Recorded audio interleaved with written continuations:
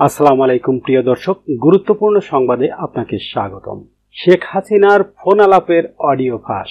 শেখ হাসিনার পদত্যাগ নিয়ে সোশ্যাল মিডিয়ায় বিভ্রান্তি। ছাত্র জনতার অভ্যুত্থানে গত 5 আগস্ট আওয়ামী লীগ সরকারের পতন হয়। প্রধানমন্ত্রীর পদে ইস্তফা দিয়ে ভারত চলে যান আওয়ামী লীগ নেত্রী শেখ হাসিনা। ওই দিনই সেনাপ্রধান জেনারেল ওয়াকারুজ্জামান জানান, শেখ হাসিনা দেশ ছাড়ার আগে পদত্যাগ করে গেছেন। পরে অন্তর্বর্তী সরকার গঠিত হলে এই সরকারের পররাষ্ট্র উপদেষ্টা তৌহিদ হোসেনও এক অনুষ্ঠানে শেখ হাসিনার পদত্যাগের কথা উল্লেখ করেন। তবে তার পদত্যাগের কোনো প্রজ্ঞাপন বা গেজেট প্রকাশ্যে আসেনি এখনো। এরই মধ্যে শুক্রবার সামাজিক যোগাযোগ মাধ্যমে দুইজনের মধ্যে কথোপকথনের একটি কল রেকর্ডের অডিও ভাইরাল হয়। বলাবলি হচ্ছে শেখ হাসিনা ও যুক্তরাষ্ট্র প্রবাসী সাবেক ছাত্রলীগ নেতা তানভীর কায়সারের মধ্যে এই আলাপচারিতা হয়। সেখানে শেখ হাসিনার মতো কণ্ঠে যাকে কথা বলতে শোনা যাচ্ছে তিনি বলছেন এখনো পদত্যাগ করেননি। তবে এই ফোন আলাপের সত্যতা আছে কিনা তা কোনো মাধ্যমেই যাচাই করা সম্ভব হয়নি। অডিওতে যাকে শেখ হাসিনা বলে মনে করা হচ্ছে তাকে বলতে শোনা যাচ্ছে, কাজে আমার কিন্তু পদত্যাগ হয়নি, আমি কিন্তু এখনো বাংলাদেশের constitutional prime minister, elected prime minister. ক্ষমতা দখল, সে তো জবরদখল করছে, তার কোনো লিগালিটি নাই যে উপদেষ্টা বলে আমাদের কোনো পদ নাই। যেভাবে সে ক্ষমতা গেছে তত মানে মানুষ খুন করে নিয়ে একটা সিচুয়েশন তৈরি করে তারপরে তো সে ক্ষমতা গেল।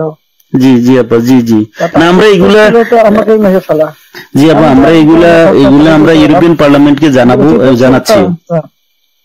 আর তাছাড়া আমি তো পদত্যাগ করি নাই। জি আপা, সবচেয়ে বড় কথা হচ্ছে যে আমাদের কনস্টিটিউশনের আর্টিকেল 57 অনুযায়ী যেভাবে পদত্যাগ করতে হয়, জি আপা, আমার কিন্তু সেভাবে পদত্যাগ করা হয়নি। সে কিন্তু ওই জন্য 6 তারিখে জায়গায় 5 তারিখে নিয়ে আসলো।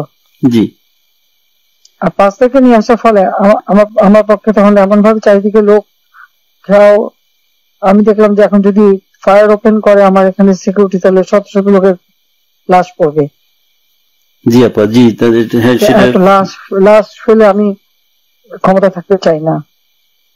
কিন্তু এখন আমার একটা সিচুয়েশন হয়ে গেল যে আমার সিকিউরিটি যাওয়ার এগুলো বাধ্য হয়ে তখন আমাকে সরে যেতে হলো গণভবন থেকে, যার ফলে আমার বঙ্গভবনে যে মহামান্য রাষ্ট্রপতির কাছে আমার পদত্যাগপত্র জমা আমি দেইনি। জি আপা, কাজে আমার কিন্তু পদত্যাগ হয়নি, আমি কিন্তু এখনো বাংলাদেশের constitutional prime minister, elected prime minister. জি আপা, আমি আসলে দেশে কাউকে এমনি কিছু পাবলিশ করতে দেয় না, কিন্তু এমনি তো ফেসবুকে বা এসে বেশ কিছু ডকুমেন্ট ওরা নিজেও দিচ্ছে যে কিভাবে মানুষ মারছে। আছে এমন একটা সিচুয়েশন করা হলো, মানুষ মানে যে কথা মার্ডার হয়েছে পুলিশের গুলিতে কিন্তু হয়নি। জি আপা, খুবই ওদের মুভমেন্টের ভিতরে কিলিং এজেন্ট ছিল। জি আপা, ওরা যে বুলেটটা ব্যবহার করছে সেটা ওদের অ্যাডভাইজার শাফাত সাহেব আর্মি লোক। জি আপা, তিনি নিজেই বলছেন যে এই বুলেট তো পুলিশের কাছে থাকে না।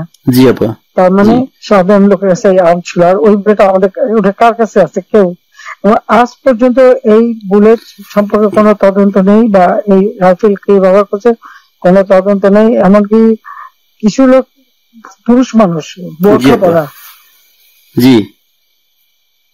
পুরুষ মানুষ বোরখা পরে যেমন ইন্ডাস্ট্রিতে আগুন দেওয়া থেকে শুরু করে। এবং আমি যখন রোগীদের দেখতে গেলাম, আমি প্রত্যেকটা রোগীকে দেখতে গেছি, আমি প্রত্যেক খাবার দেওয়া তখন মারা গেছে সব ফ্যামিলিকে আমি 10 লাখ করে টাকা 50,000 টাকা করে দিয়ে তাদেরকে এনকোয়ারি করার জন্য আমি আমার কমিশনকে আরো বড় করে দিলাম। 3 সদস্য বিশিষ্ট জুডিশিয়াল কমিশন করে দিলাম কমিটি। জি আপা, যাও সেগুলো তো করতে দেওয়া হয়নি। দেন আমি যখন ডিসিশন নিলাম যে এরকম অবস্থা আমি থাকবো না। জি আপা, এই হিসাবে কোর্টের কেসের ভার্ডিক্ট ছিল 666 কোটি টাকা ট্যাক্স তার কাছে পাওনা।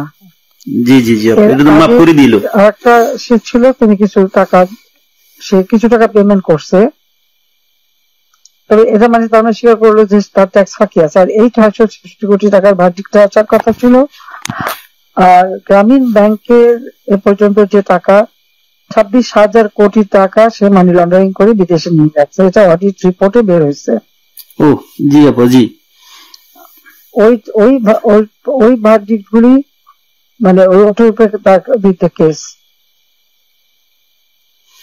সে কিন্তু ওই জন্য 6 তারিখে যারা 5 তারিখে নিয়ে আসলো। জি। আর 5 তারিখে নিয়ে আসার ফলে আমার পক্ষে তখন এমন ভাবে চারিদিকে লোক, আমি দেখলাম যে এখন যদি ফায়ার ওপেন করে আমার এখানে সিকিউরিটি, তাহলে শত শত লোকের লাশ পড়বে। জি আপা, জি। লাশ ফেলে আমি ক্ষমতা থাকতে চাই না। কিন্তু এখন আমার একটা সিচুয়েশন হয়ে গেল যে আমার সিকিউরিটি যাওয়ার এগুলো বাধ্য হয়ে তখন আমাকে সরে যেতে হলো গণভবন থেকে, যার ফলে আমার বঙ্গভবনে যে মহামান্য রাষ্ট্রপতির কাছে আমার পদত্যাগপত্র জমা আমি দেইনি। জি আপা।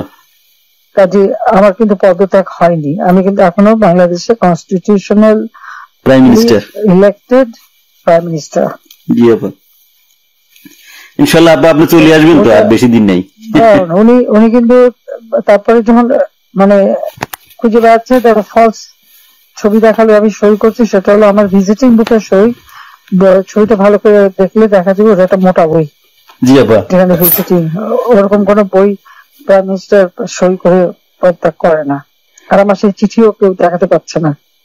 চিঠিতে গণভবনে রেখে আসছিলাম। জি আপা। গণভবন আগুন দিয়েছে, পড়িয়ে দিয়েছে, লুটপাট হয়ে গেছে।